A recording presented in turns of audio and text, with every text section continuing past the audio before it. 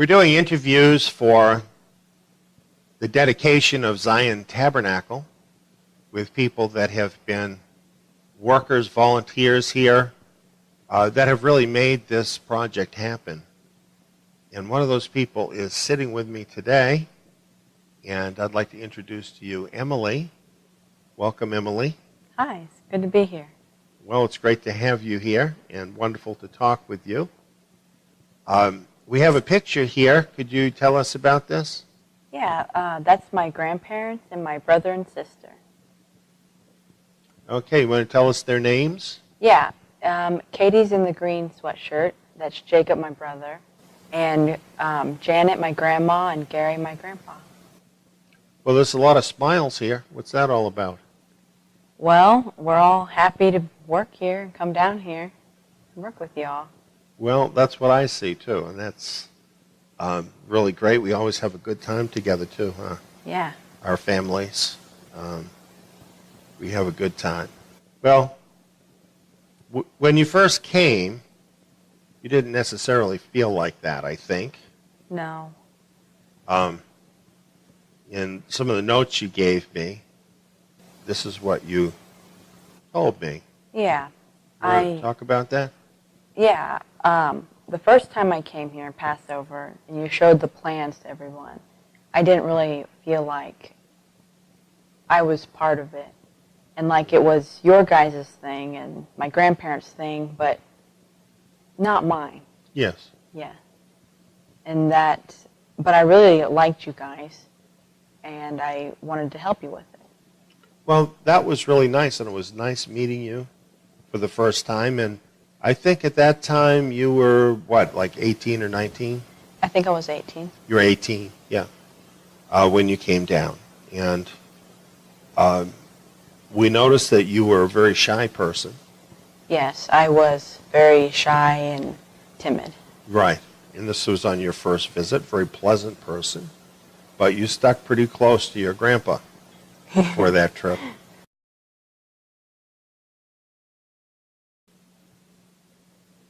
We enjoyed meeting you, but we didn't feel fully like we connected with you.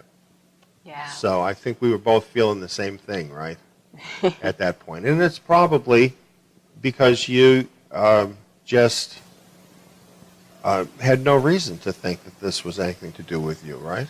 Right. I wasn't really close to Yahweh at the time. Mm-hmm. And you had your own life as to what you were doing. Yes, I did. I went back home and had my own things to do and things I wanted to do. So it's just kind of a come-along thing with your folks, right? Yeah. With your grandpa and grandmother. Right. So, you know, and that's fine, and that's what we would kind of expect. But apparently they were thinking about you. There's probably a reason they brought you down here. Yes. And we're going to get into that a little more and see what that's about. Now, you came down on another visit. Probably some things that happened in between. Had you been talking at all with any of my kids or anything? No, not, well, I think I talked with a few of them about some things. Okay. But you hadn't really gotten close with them at all yet? No, not really. And so you came down on another visit. Now, this is when Gary is out there going crazy with his machine. Yeah. And what are you doing?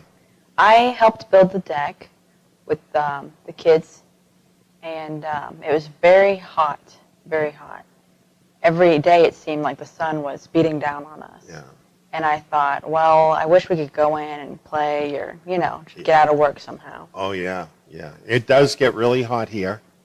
But I think if you're working with Sheila, your chances of getting away probably aren't pretty good. Yeah. Because she's very intent on getting that deck built. And there she is ramrodding the thing there. And, you can be sure that deck got built, friends. And it looks great. And thank you for your help with it. Oh, it's nothing. Let's go on to the next thing. Well, this is your next visit, I believe. So this is your third visit. There's been some time in between. I believe that this is Sukkot of 2014. Yeah. I remember it just seemed like I wasn't really, I felt more like I was in awe with how much the building changed and everything changed since the first time. Yes. You know, and the lion and the sanctuary was beautiful. But I didn't really feel like I was as spiritual as everyone else about it, you know? And like I was on the same page. Mm-hmm. Still. Did you feel in a way like you just weren't as spiritual? Yes. Yeah. Right. Well, you know, sometimes people feel that way. And at a certain point in my life, I felt that way. Mm. And what I learned is that it's not a matter of feeling spiritual.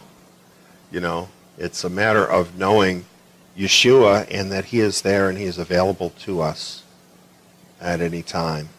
And so really, you know, that's just kind of a feeling when we feel like, well, I'm not this or I'm not that. It doesn't mean you can't be that, right? Right.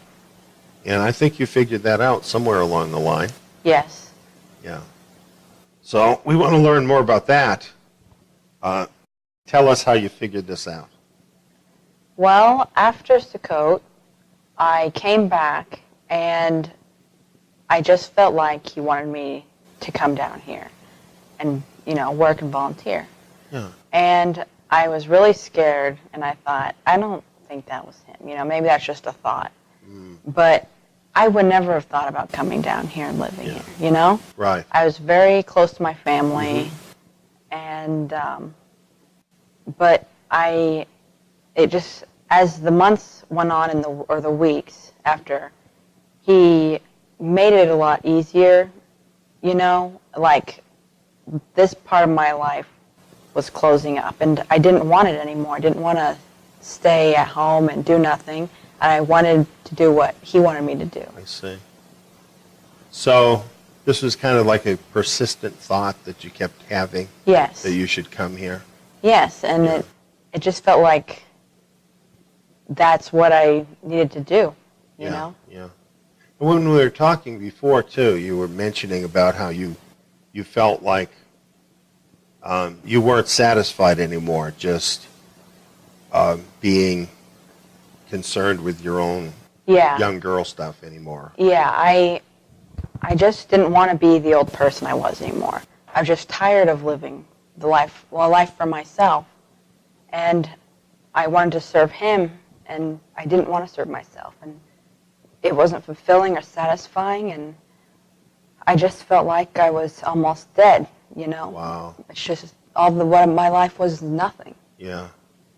You know, this is such an amazing thing when Yahweh does this work inside of a person where we were perfectly satisfied being selfish, you know, and then all of a sudden we're not anymore, and life isn't fulfilling anymore.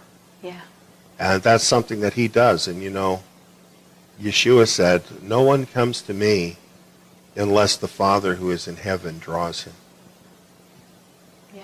That's what was happening to you. Yes. He was drawing you.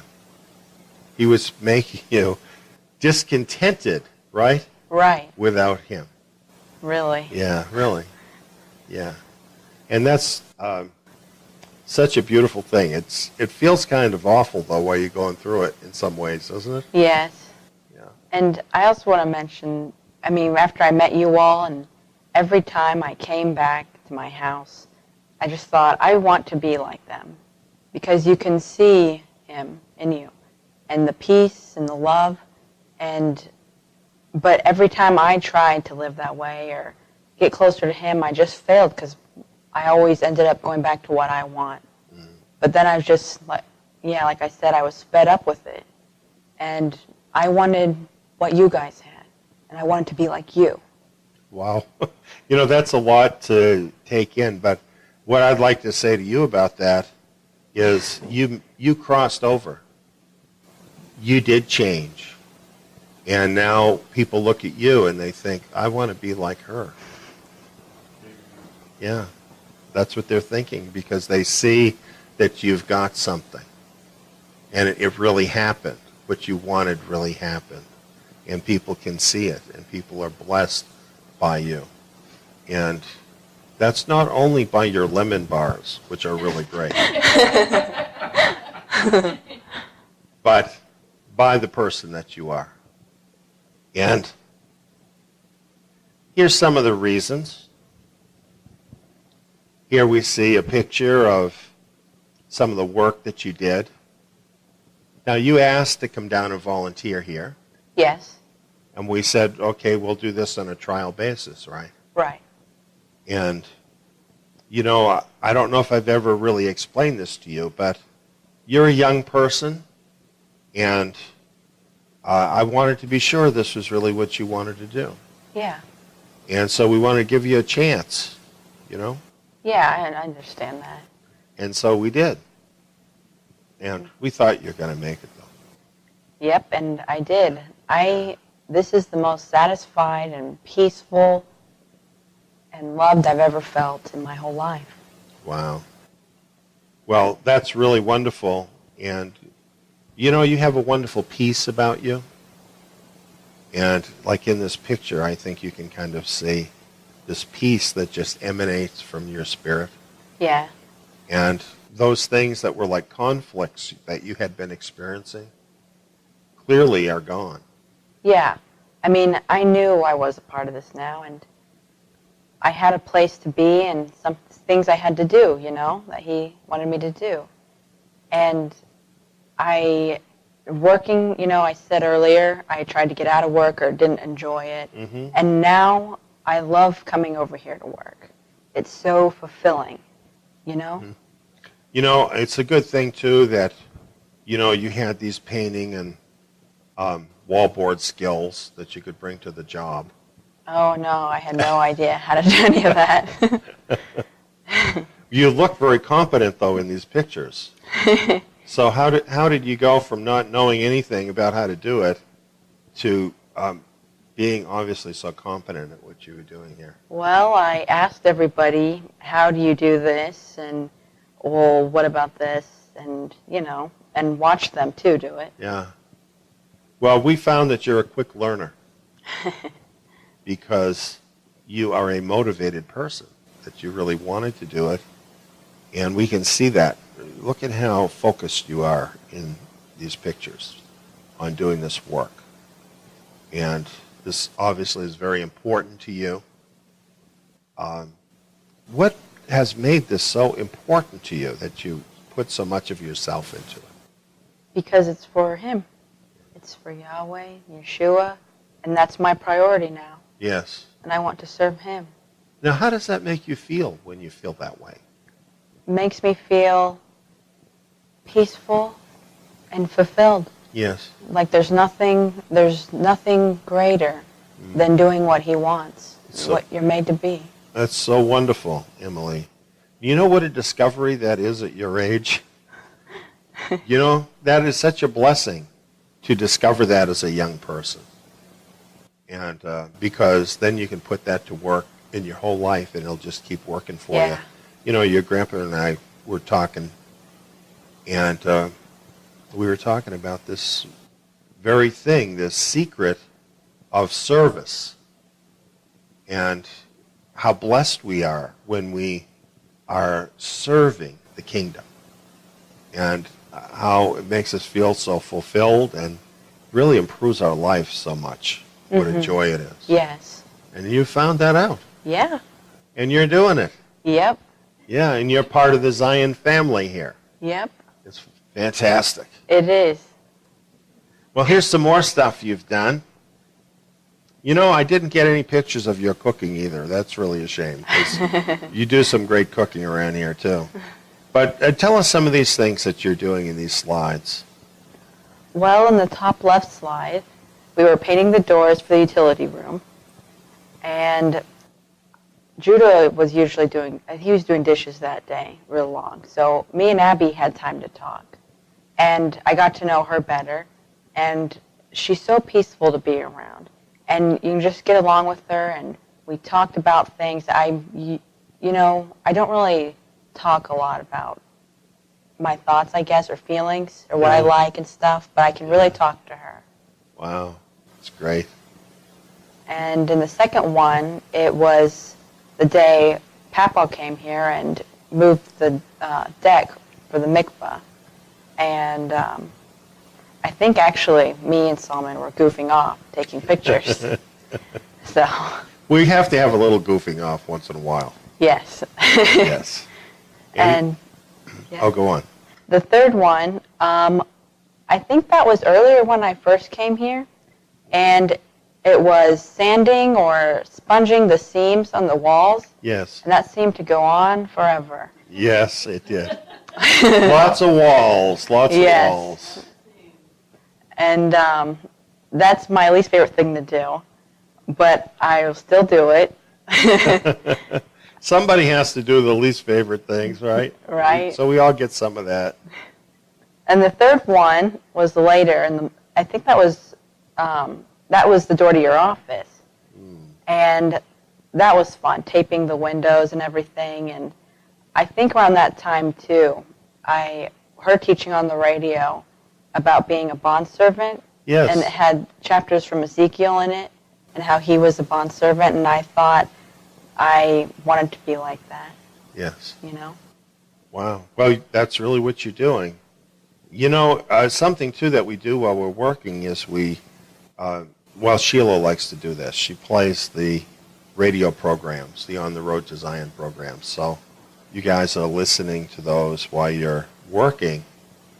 And I think you just mentioned one example of that. Yeah. But what has that been like for you, having those programs playing while you're actually working in the building and listening to them? I mean, I can work on the building at the same time and learn at the same time. Yeah. You know, and listen to the programs. And a lot of them I haven't heard yet. Mm-hmm. And I really enjoy learning more about it and feeling closer to him, listening to them, and wanting to apply those things more in my life. Do you feel like it's made a difference in your own spiritual growth? Yeah. I think it has. Yeah. And, you know, since I came here, I just feel so much closer to him. Yes. You know, and I used to pray ever so often or something. Mm-hmm. And now I pray every night and every morning. That's good. That's great. Yeah, that's really great. Well, there's nothing like actually serving him and advancing his kingdom. Yeah. To make you feel good, to build a relationship with him. And it's obviously had a big effect on you, because the girl that I met the first time you came down here would not be sitting in that chair right now. Yeah. I can guarantee you of that. And so look at how much you've grown and become this confident young lady that is able to sit here and be recorded and speak your mind about things. You know, we're all really proud of you and the growth that you've had in the kingdom, because you have been willing to step forward and give him a chance to work in your life, and he's really doing it, isn't he? Yes. If you asked me years ago that I would be here on a stage recording, you know, and much closer to him, serving God, right, I would have been like, oh, I don't think so. You know? Yeah. But I'm pretty surprised with myself, too, because I'm so shy. Yeah. Well, it's so wonderful. I just wish everybody could learn that the person that you are in Yeshua Messiah is really the person you want to be. Mm-hmm. You just might not know it yet. Yeah. But that's the person you want to be, the person that you are in him.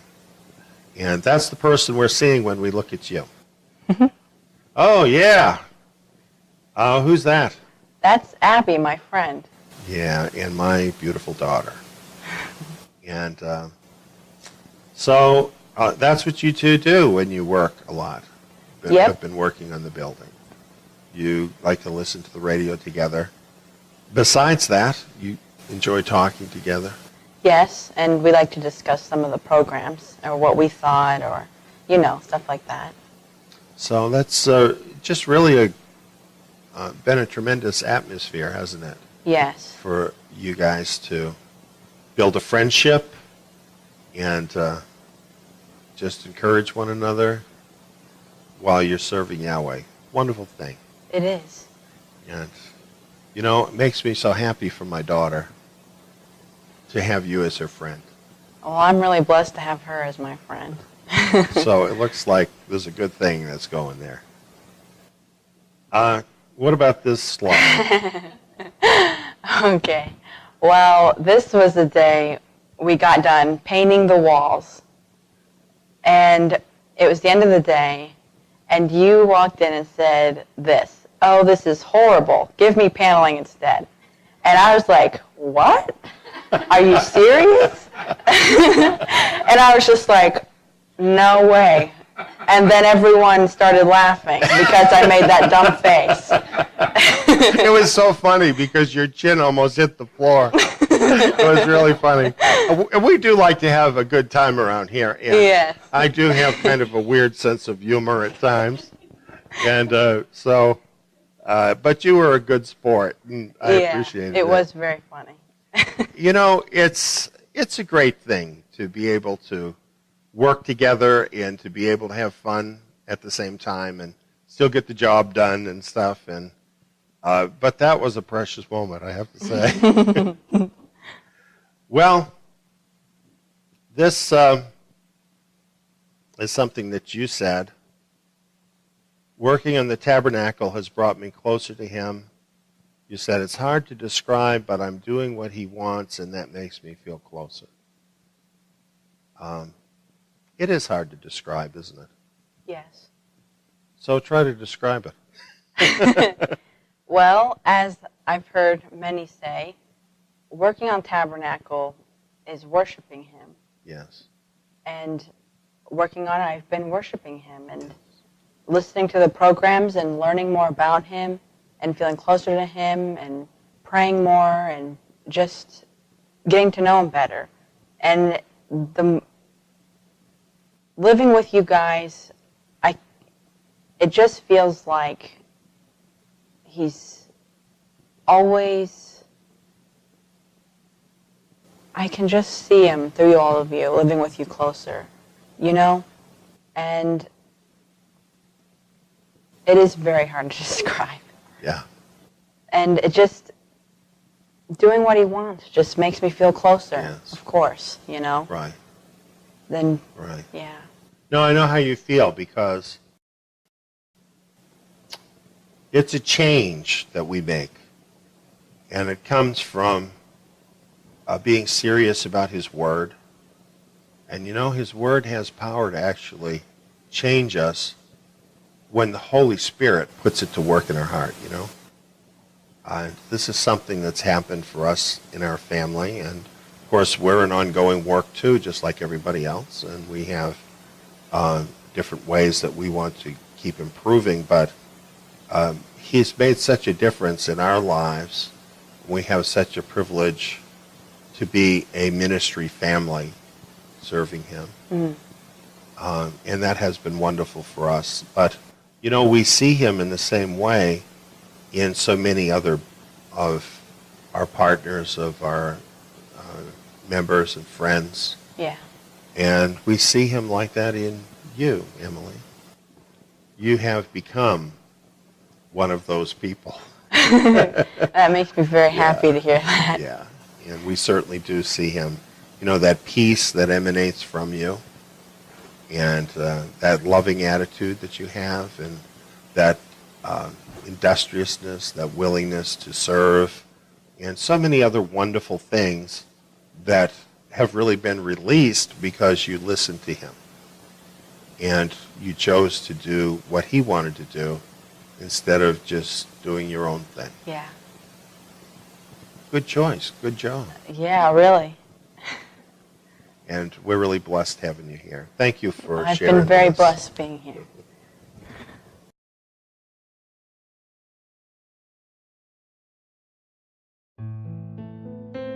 You have been listening to interviews that were recorded live at the Zion Tabernacle dedication service.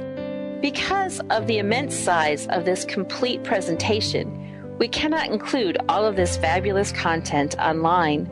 However, it is available in a 7 DVD set, which includes almost 10 hours of Zion Tabernacle dedication interviews and the dedication service itself. Also included is a 1-hour Schmidt-Year 2015 presentation discussing where we are on Yahweh's great time clock. As a special bonus, we are including our 2-hour Passover 2015 video. This DVD set includes a total of well over 12 hours of encouraging, enlightening, and entertaining materials. This set is a great introduction to the Zion family and the Zion mission. Please make your offering check to Zion, T-S-I-Y-O-N. Don't forget to include your name and shipping address along with your request for the Zion Tabernacle Dedication 7 DVD set. On behalf of Eliyahu ben David, myself, and the entire Zion team, Shalom. When you first came, you didn't necessarily feel like that, I think. No. In some of the notes you gave me, this is what you told me. Yeah. You want to talk about that? Yeah. The first time I came here in Passover, and you showed the plans to everyone, I didn't really feel like I was part of it. And like it was your guys' thing and my grandparents' thing, but not mine. Yes. Yeah. And that, but I really liked you guys, and I wanted to help you with it. Well, that was really nice, and it was nice meeting you for the first time. And I think at that time you were, what, like 18 or 19? And you had your own life as to what you were doing. Yes, I did. I went back home and had my own things to do and things I wanted to do. So it was just kind of a come-along thing with your folks, right? Yeah. With your grandpa and grandmother. Right. So, you know, and that's fine, and that's what we would kind of expect. But apparently they were thinking about you. There's probably a reason they brought you down here. Yes. And we're going to get into that a little more and see what that's about. Now, you came down on another visit. Probably some things that happened in between. Had you been talking at all with any of my kids or anything? No, not, well, I think I talked with a few of them about some things. Okay. But you hadn't really gotten close with them at all yet. I think I was 18. You were 18, yeah, when you came down. And we noticed that you were a very shy person. Yes, I was very shy and timid. Right. And this was on your first visit, very pleasant person. But you stuck pretty close to your grandpa for that trip.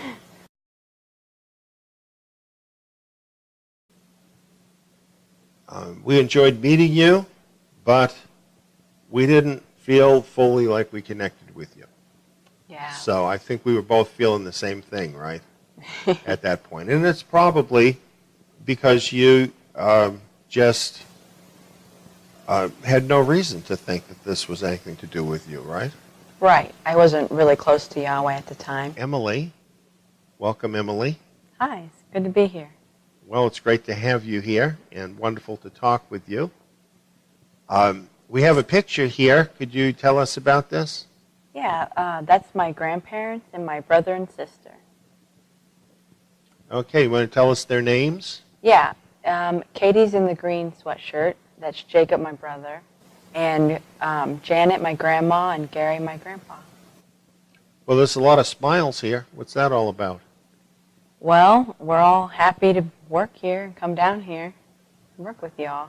Well, that's what I see, too, and that's really great. We always have a good time together, too, huh? Yeah. Our families. We have a good time. Well,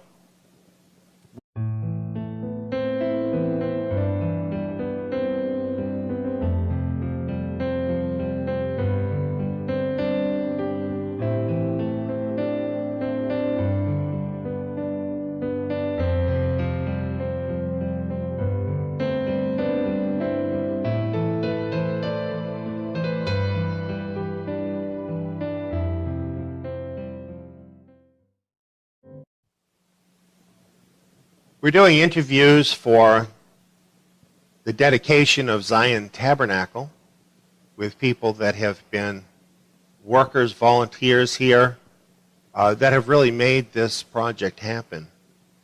And one of those people is sitting with me today, and I'd like to introduce to you